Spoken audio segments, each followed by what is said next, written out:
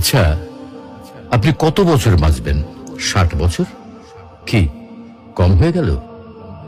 আচ্ছা, বড় 70, না হয় 75 বছর। আর যদি খুব লাকি হন তাহলে 80 অথবা তার একটু বেশি। টিক টিক করে কিন্তু সেকেন্ড সময় চলে যাচ্ছে, আর টুক করে হাতে জমে থাকা সব সেকেন্ড শেষ হয়ে যাবে একদিন।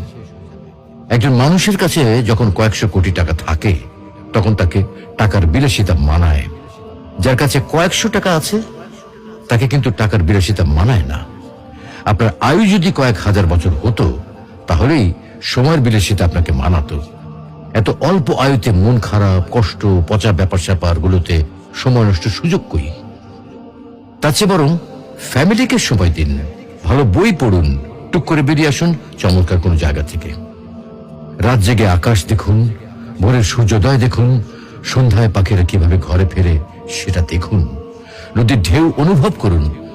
একটু ভাবুন, আজকের এই দিনটা যদি আপনার অথবা আমার শেষ দিন হয় তাহলে আপনার আমার পরিবারের কালকে কি হবে? অবশ্যই আল্লাহ দেখবেন, কিন্তু এই পরিবার আর নিজের জন্য যে এত সময় নষ্ট করছি তার কি হবে? তো আসুন আমরা নিজ ধর্ম পালনের মাধ্যমে সৃষ্টিকর্তাকে রাজি ও খুশি করি। হয়তোবা আজকের দিনটাতে সফল না হলেও পরকালীন জীবন সফল হতে পারে।